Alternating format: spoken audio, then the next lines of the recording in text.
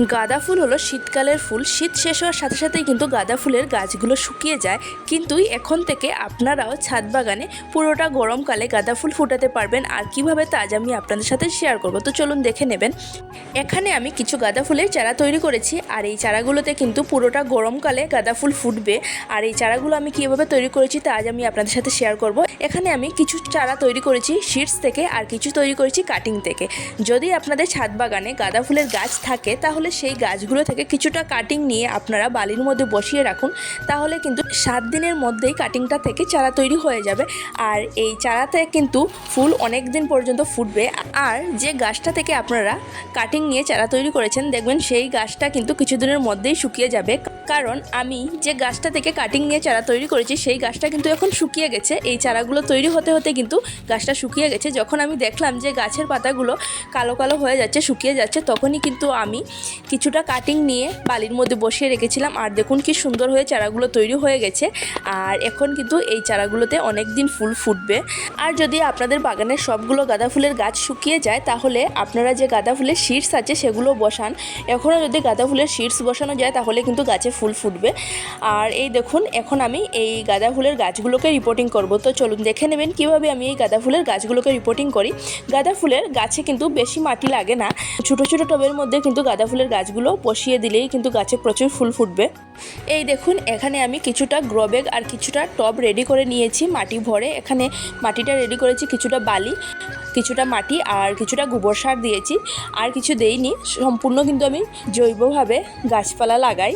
আর বালির ভাগটা কিন্তু একটু বেশি দিয়েছি, কারণ গাঁদা ফুল বালির মধ্যে ভালো হয়।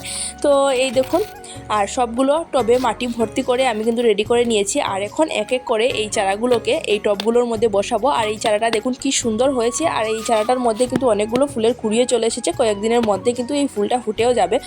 প্রথমে আমি এই চারাটিকে এই টবটা থেকে বের করলাম। বের করার পর এই চারাটির নিচে যে মাটিগুলো আছে সেগুলো ফেলে দেব। তারপর এই চারাটিকে আমি বসিয়ে দেব একটা বড় গ্রো ব্যাগের মধ্যে, কারণ গাছটা খুবই সুন্দর, তাই আমি একটি বড় গ্রো ব্যাগের মধ্যে এই গাছটিকে বসাবো।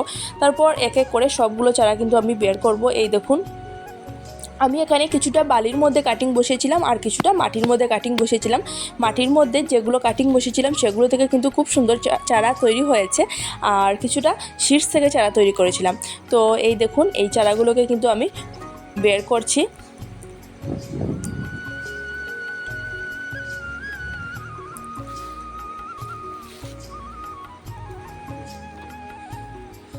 এই দেখুন, অনেকটা কিন্তু শিকড় দিয়েছে। গাঁদা ফুলের কাটিং থেকে কিন্তু খুব তাড়াতাড়ি চারা তৈরি করা যায়, আর খুব সুন্দর হয়ে কিন্তু শিকড়ও দেয়।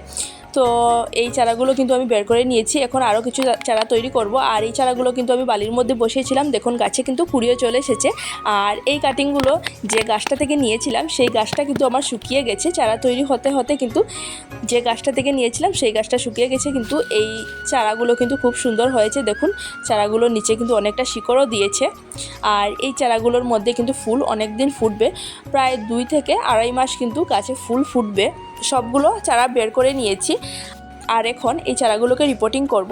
আর যদি আপনাদের বাগানে গাঁদা ফুল থাকে না, তাহলে কিন্তু আপনারা খুব তাড়াতাড়ি গাঁদা ফুলের কিছু সিডস বসান বা কাটিং বসান, তাহলে কিন্তু আপনারাও গরমের মধ্যে গাঁদা ফুল ফুটাতে পারবেন। গাঁদা ফুল ফুটাতে কিন্তু কোনো প্রকার যত্নের প্রয়োজন হয় না, গাছে কিন্তু এমনিতেই গাঁদা ফুল ফুটে যায়, বেশি যত্ন করতে হয় না গাঁদা ফুলের গাছে। তো শুধুমাত্র জলটা দিলেই হয়ে যায়। আর যদি কিছু জৈবিক ঘরোয়া কিছু সার থাকে, যেমন ভাতের মাড় বা ফেন, চাল ধোয়া জল, এগুলো দিলেই হয়ে যায়, বেশি কিছু লাগে না। আর গাছে কিন্তু প্রচুর ফুলও ফুটে। তো এই দেখুন, এই চারাটিকে কিন্তু আমি বসিয়ে দিয়েছি এই গ্রো ব্যাগটার মধ্যে। এইভাবে সবগুলো চারা কিন্তু আমি গ্রো ব্যাগগুলোর মধ্যে বসিয়ে দেব। আর এই গাছগুলোতে কিন্তু খুব তাড়াতাড়ি ফুল ফুটবে, কারণ কুড়িগুলো খুব সুন্দর হয়ে এসে গেছে, কয়েকদিনের মধ্যেই কিন্তু ফুল ফুটবে। আর যে গাছগুলো একটু বড় আছে সেই গাছগুলোকে কিন্তু আমি বড় বড় টবের মধ্যে আর গ্রো ব্যাগের মধ্যে বসিয়েছি, আর যেগুলো একটু ছোটো আছে সেগুলোকে ছোটো টবের মধ্যে বসিয়েছি।